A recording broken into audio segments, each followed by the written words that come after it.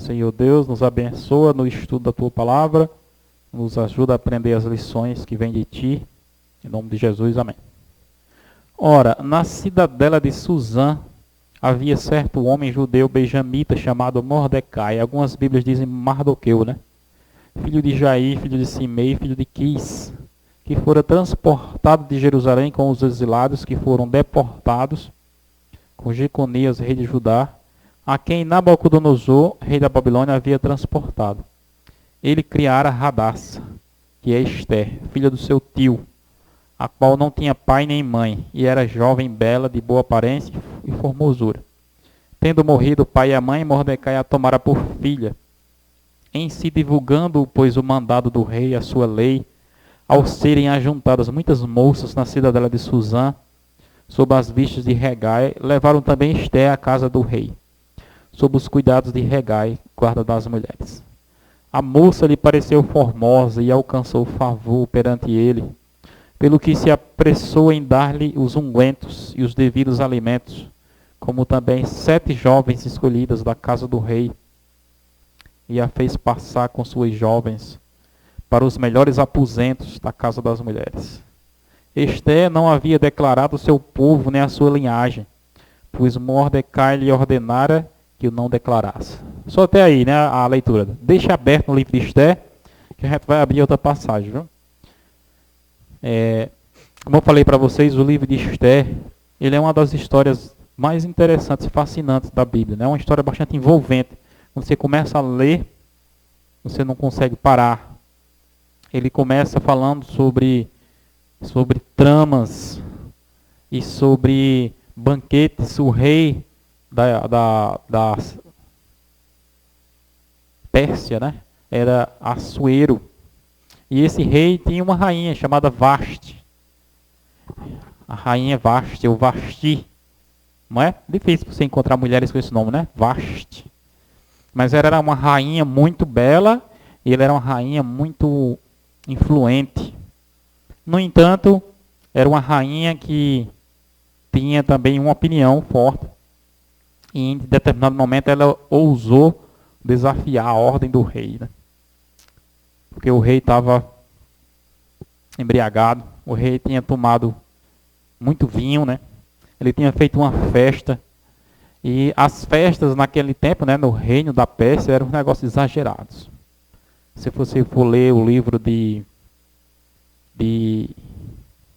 Ester, você vai ver que ele fez uma festa que durou 180 dias. Já imaginou você fazer uma festa com 180 dias? Quer dizer, são o quê? 6 meses, né?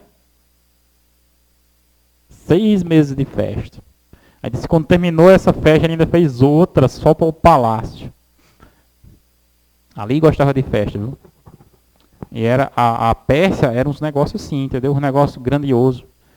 E no meio dessa festa, ele decidiu chamar a rainha para desfilar, como se fosse um desfile de moda, né? Para que todo mundo ficasse observando a beleza da rainha. E como eu falei para vocês, a rainha era uma pessoa influente, era uma pessoa que tinha ela tinha uma certa autoridade, né? Ela ousou desafiar o rei. Disse, eu não vou. A rainha, como eu falei para ela, percebeu, né, que o rei estava o quê? Embriagado, estava fora de si e queria usar ela apenas como um objeto, né? Para dizer assim, observe a minha rainha, como é bonita, veja a beleza dela, né? E quem era a mulher que queria se sentir feliz assim, né? Tem algumas que gostam dessas coisas, né? Mas uma mulher de caráter, como era ela, né? Não quis se submeter àquilo. E então, os conselheiros do rei, haviam 7 conselheiros, né? O livro de Ester, ele é cheio de história assim, né? Tem 7 conselheiros, aí tem 7 eunucos, e tem diversos detalhes interessantes. Os conselheiros do rei disseram, rei, você tem que fazer alguma coisa. Porque a rainha desobedeceu uma ordem sua, quando as pessoas do reino começam a ouvir falar isso, então toda mulher não vai respeitar mais o marido em casa. Quando disser assim, nem a rainha respeita o rei, então as mulheres, então você tem que fazer alguma coisa. para punir ela, porque aí as mulheres do reino vão temer os seus maridos. Vão respeitar seus maridos. Aí o que é que eu faço? Aí os conselheiros, quer dizer, o rei, ele decretava muitas coisas, né? Mas ele tinha uma equipe de ministérios, vamos dizer assim, né? Que viviam ali aconselhando ele a uma coisa ou outra. E esses conselheiros disseram, não, você faz o seguinte, você mande carta de divórcio, né? Separação. Velho. Veja, a rainha era tão influente, né? Era tão forte no reino que o rei não podia matar ela, porque o rei tinha poder para matar se quisesse, né? Mas no caso da rainha Vashti, ela era muito influente. E o que os conselheiros puderam recomendar foi que banissem ela, né? E o rei baniu ela da sua presença. No entanto, ela continuou tendo influência no reino. Existem alguns historiadores que dizem que mesmo depois disso, né, a rainha ela adquiriu um grupo lá na Pérsia e através da influência que ela teve sobre a Pérsia, ela conseguiu colocar o filho dela no lugar do rei no futuro. Mas no livro de Esther não conta isso, né? Mas fala lá que o rei baniu ela. E como baniu ela, decidiu fazer o quê? Um concurso de beleza para escolher uma nova rainha. E nesse ponto aí que entra o quê? Que aparece a rainha Esther. Porque a rainha Esther, ela era, como você leu comigo aí nesse verso que a gente leu, né? Ela era uma exilada. O que é uma pessoa exilada? Uma pessoa exilada é uma pessoa que é expulsa da sua terra, né? Imagina que você mora aqui em Patos, né, e de repente, por algum motivo, carregam você para a África, levam você sempre para lugares assim, né? O que é que acontece? Lá, você não é um morador do lugar, você é o quê? Um exilado. O mundo é cheio de gente exilada, sabia? Naquelas regiões da Síria, na própria Venezuela, aqui perto, tem muita gente que está se exilando aqui no Brasil. Por quê? Devido às condições de vida, as pessoas acabam saindo de sua pátria. Foi o que aconteceu com Esther. Jerusalém foi destruída, o povo judeu foi espalhado por tudo que era canto, né? E Esther veio parar nesse lugar, na Pérsia. E você pode observar que as condições eram tão terríveis, né, na vida dela, que ela não tinha mais nem pai, nem mãe. Quem cuidava dela era um primo, chamado Mordecai. Não é isso? E aqui entra mais um dos exageros, né, da Pérsia. Quando eles iam fazer festas, era 100 e tantos dias de festa. E no caso aqui, quando for escolher a mulher, é mandar chamar tudo que era jovem. Quer dizer, que necessidade tinha de chamar aquela multidão de jovens, né, de mulher, para escolher isso. Mandou chamar então aquelas jovens, donzelas. E o que mais impressiona nessa história, irmãos, era o tratamento de beleza a que essas jovens eram expostas. Você está aberto aí, ainda no livro de Esther? Olha só que tratamento de beleza interessante. 12. Então, capítulo 2, verso 12. Em chegando o prazo de cada moça via ao rei Assuero, depois de tratada, segundo as prescrições para as mulheres, por 12 meses, porque assim se cumpriam os dias do seu embelezamento. 6 meses com óleo de mirra e 6 meses com especiarias, com os perfumes e ungüentos em uso entre as mulheres. Agora, para um minutinho e pensa nesse versículo aí. Uma mulher passar 1 ano se preparando para o noivado. 6 meses com o quê? Com óleo, não é assim? E 6 meses com perfume. É um tratamento exagerado ou não é? 6 meses passando óleo. Falta pouco não terminar mais o período de 6 meses, né? Quando terminou de passar o óleo, aí agora mais 6 meses passando perfume. Eu fico pensando, meu Deus, será que precisa realmente de 6 meses, de 1 ano, para a pessoa realmente estar cheirosa?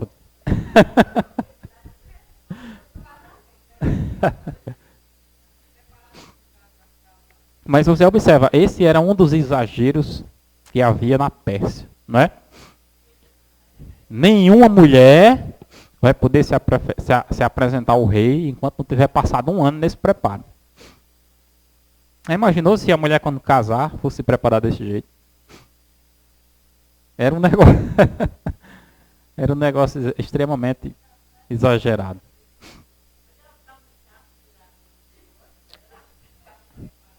Era um óleo, tipo esses óleos de beleza, né? Óleos que as mulheres passam, né, no corpo. E então o rei decidiu escolher Esther, que assim, aqui é outro mistério, né? Eu fico pensando, eu acredito que Esther não era tão bonita assim, mais bonita do que todas. Havia algum elemento extra que o rei viu, porque era muita mulher, né? E no meio daquele monte de mulheres escolher Esther, não deve ter sido só a beleza não.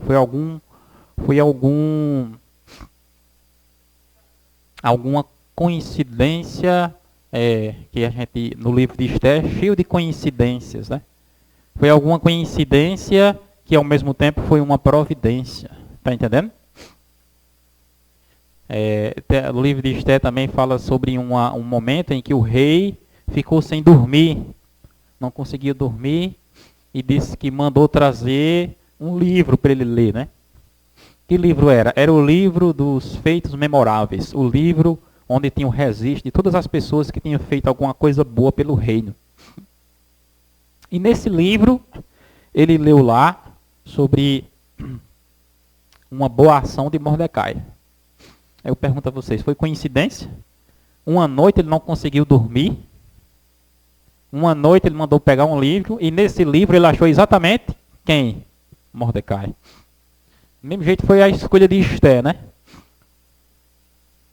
Foi uma providência de Deus. E havia um inimigo do povo de Deus ali, no reino da Pérsia, e chamava-se Ramã. Ramã, ele tinha ódio de Mordecai. Ramã, ele é um dos mais antigos praticantes do antissemitismo. Já ouviu falar sobre isso?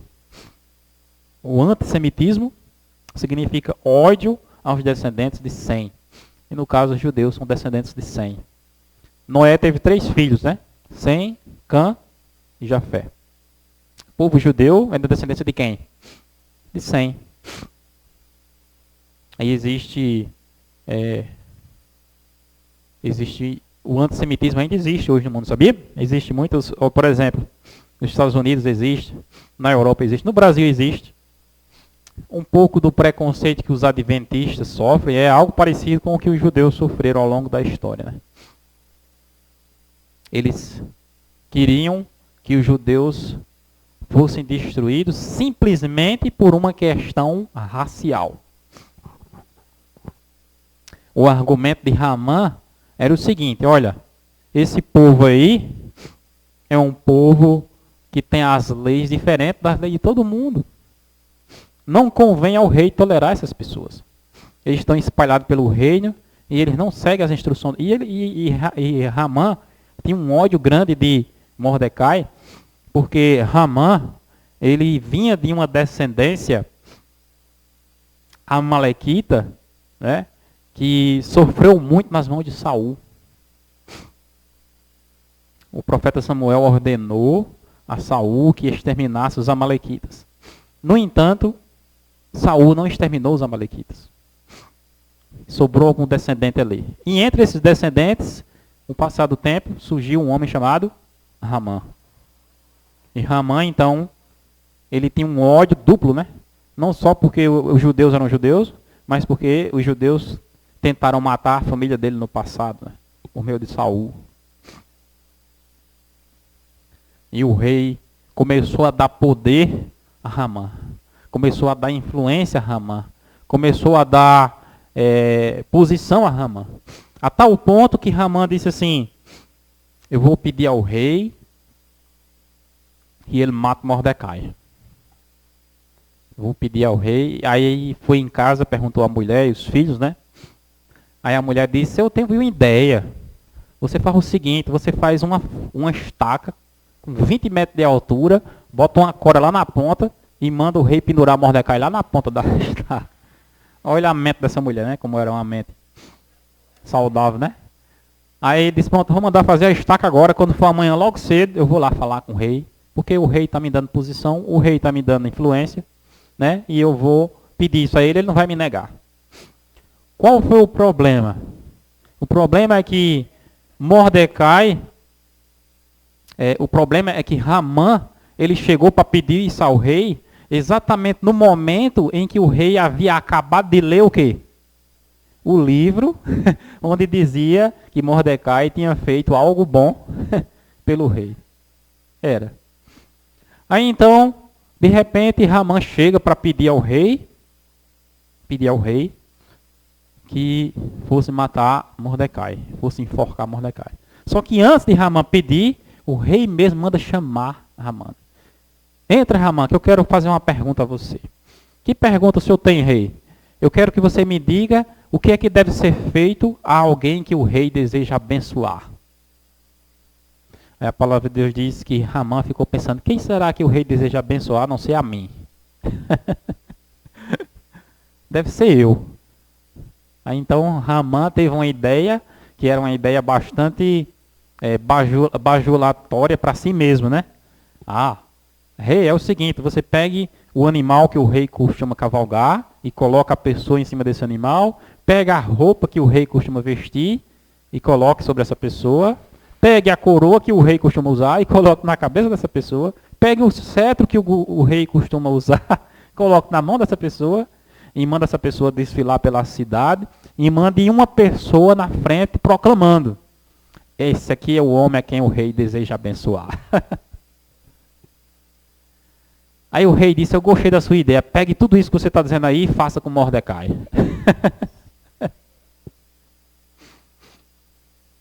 Imagina aí o tamanho do frio, né? Ele não sentiu.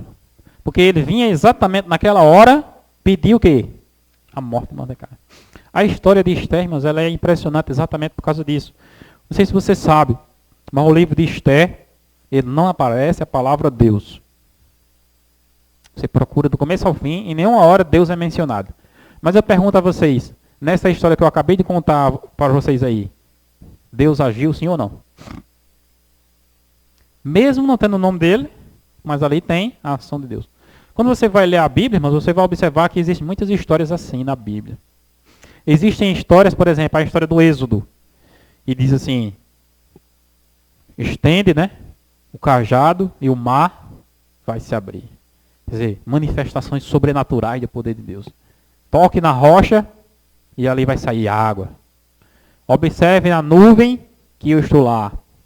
Quer dizer, são manifestações sobrenaturais de Deus que as pessoas eram impressionadas com aquilo. Deus desceu no monte para trazer a lei, disse que todo o monte tremia. E aquilo era uma manifestação sobrenatural de Deus. Mas ao mesmo tempo você observa histórias, como a história de Esther, que você não observa nenhuma manifestação sobrenatural de Deus. Como a história de José. O José saiu do Egito, saiu de Canaã, né? Vendido pelos seus irmãos como escravo. Em nenhum momento você vê Deus aparecendo a José, como apareceu a Jacó, seu pai, né? Em nenhum momento você vê Deus explicando nada para José. Não é assim? Mas no decorrer da história de José, você observa Deus agindo, sim ou não? Você observa o agir de Deus. Do mesmo jeito aqui na história de Esther. O nome de Esther não aparece o nome de Deus. O livro de Esther não aparece o nome de Deus. No entanto, Deus ele age. E Ramã, de forma totalmente perturbadora, né, teve que fazer aquilo com Mordecai. E ele chegou em casa e disse à mulher, olha, aconteceu assim, assim, assim, eu tive que passear com um homem pela rua aí, pedindo que as pessoas honrassem ele.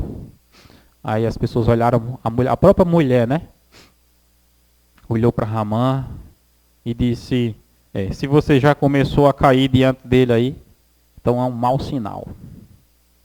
É um mau sinal. E então, Ramã, ele foi o legislador, ele foi o relator, ele foi o responsável para propor e assinar uma lei para exterminar os judeus. Mandar matar todos os judeus que houvesse nos domínios da Medo-Pérsia. E aquela lei, ela tinha uma data para ser colocada em prática, né? Ela foi lançada e disse, aí, tal dia vai ser o dia em que os judeus serão exterminados. Aí, de repente ouviu-se uma voz de uma pessoa chorando, de uma pessoa, a palavra de Deus fala aí, que você pode ler aí, os destaques dessas histórias, né?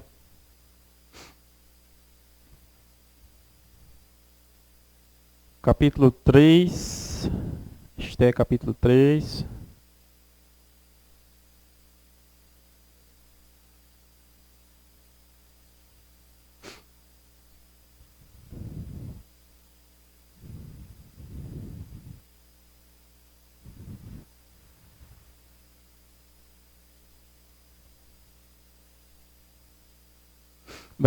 Capítulo 4, verso 1, melhor dizendo, né?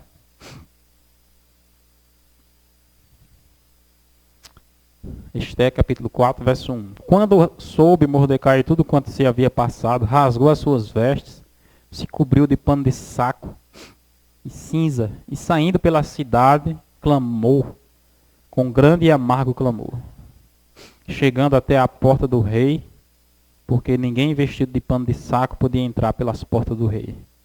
Em todas as províncias onde chegava a palavra do rei e a sua lei, havia entre os judeus grande luto, jejum, choro, lamentação. Muitos se deitavam em pano de saco e em cinza. Então vieram as servas de Esté e os eunucos e fizeram saber com o que a rainha muito se doeu, e mandou roupas para vestir a Mordecai. Tiraram-lhes o pano de saco, porém ele não as aceitou. Então Esté chamou a Rataque, um dos eunucos do rei, que esse lhe dera para a servir, e lhe ordenou que fosse a Mordecai para saber o que era aquilo, o seu motivo. Saiu, pois, Rataque à praça da cidade para encontrar-se com Mordecai à porta do rei. Mordecai fez saber tudo quanto lhe tinha sucedido, como também a quantia certa de prata que Ramã prometera pagar aos tesouros do rei, pelo aniquilamento dos judeus. Também lhe deu o traslado do decreto escrito, que se publicarem em Suzã, para os destruir, para que os mostrasse a Esté, e a fizesse saber, a fim de que fosse ter com o rei e lhe pedisse misericórdia, e na sua presença lhe suplicasse pelo povo dela. Tornou, pois, Rataque e fez saber a Esté as palavras de Mordecai. Então respondeu Esté a Rataque e mandou dizer a Mordecai, o verso 11, todos os servos do rei e o povo das províncias do rei sabem que para qualquer homem ou mulher que sem ser chamado entrar no pátio interior para avistar-se com o rei, não há senão uma sentença, senão a de morte, salvo se o rei estender para ele o cetro de ouro, para que viva. E eu, nesses 30 dias, não fui chamada para entrar ao rei. Fizeram saber a Mordecai as palavras de Esté. Então lhe disse Mordecai, que respondessem a Esté, não imagines que por estares na casa do rei, só tu escaparás entre todos os judeus.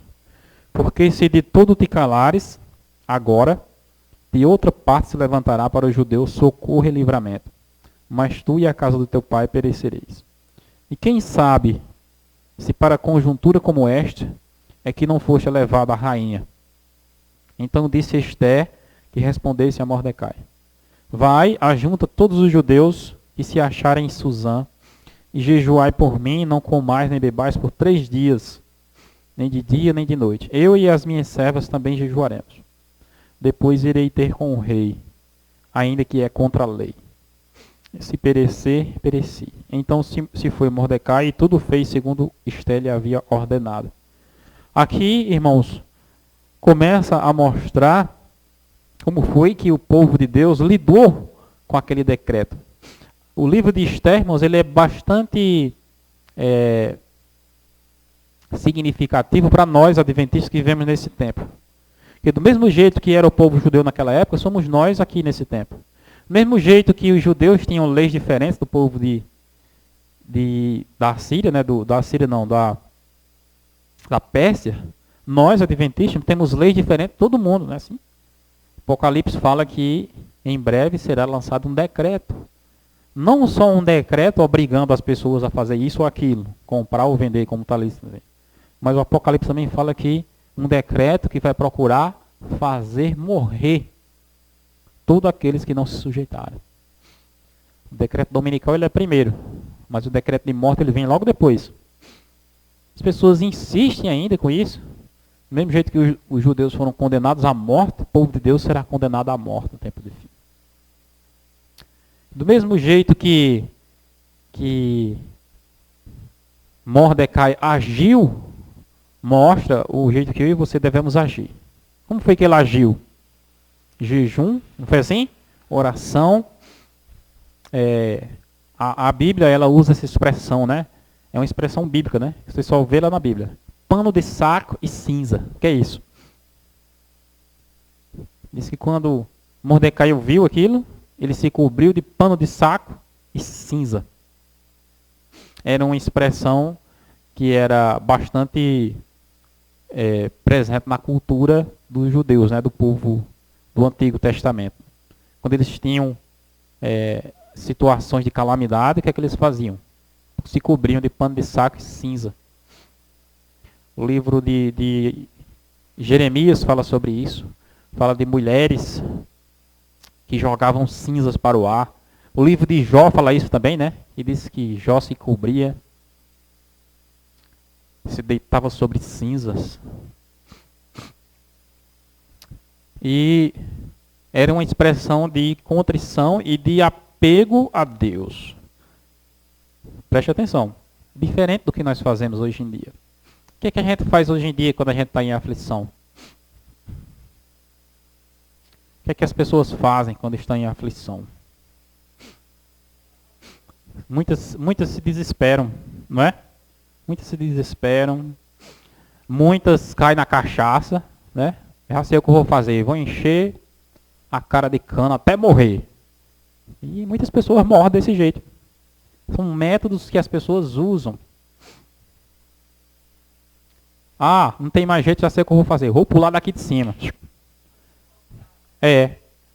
Você observa todos os dias, se você for pesquisar na internet, no jornal, mostra pessoas fazendo isso. O que é que o povo de Deus faz quando está numa situação aflitiva? O que significa se cobrir de pano de saco e cinza? Significa que você vai trocar a sua roupa. Significa que você vai se voltar para Deus. É a hora de você se apegar a Deus mais ainda. O mundo não pode lhe salvar, mas Deus pode lhe salvar.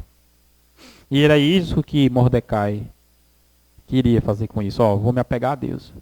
Chegou para Esther e disse, olha, faça alguma coisa. Se você não fizer, Deus vai fazer. Olha só a fé dele, né? Quem sabe se você não está aí exatamente para ele agir por seu intermédio. Aqui, irmãos, está a essência da mensagem do livro de Esther. Não é?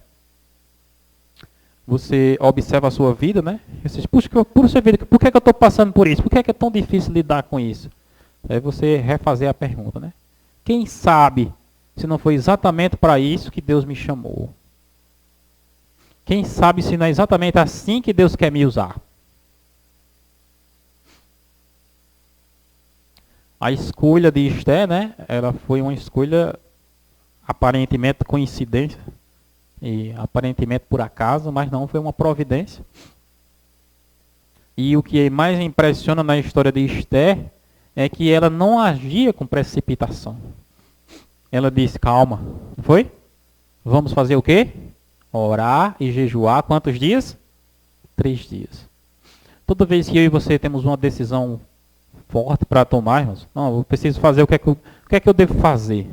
Já sei o que eu vou fazer de todo jeito mesmo. Ela não agiu assim. Chama o pessoal aí para jejuar e orar. Eu também vou jejuar e orar aqui. Depois de 3 dias a gente vai esperar o quê?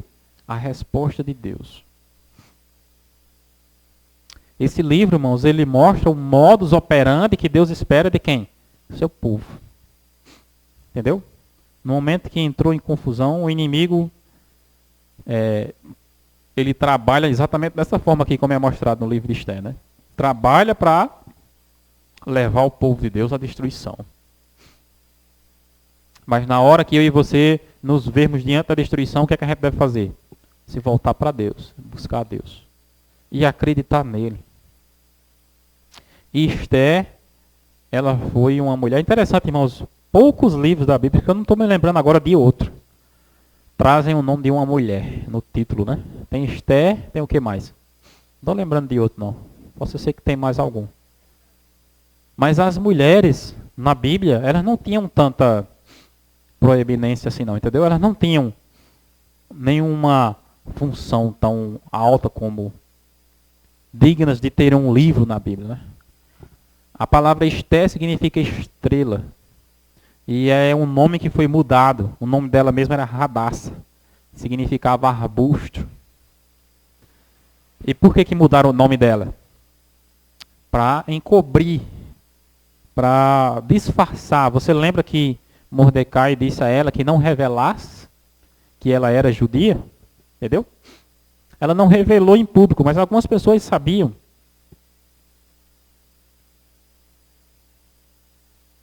Não pense porque pelo fato de você estar na casa do rei que você vai se salvar disso.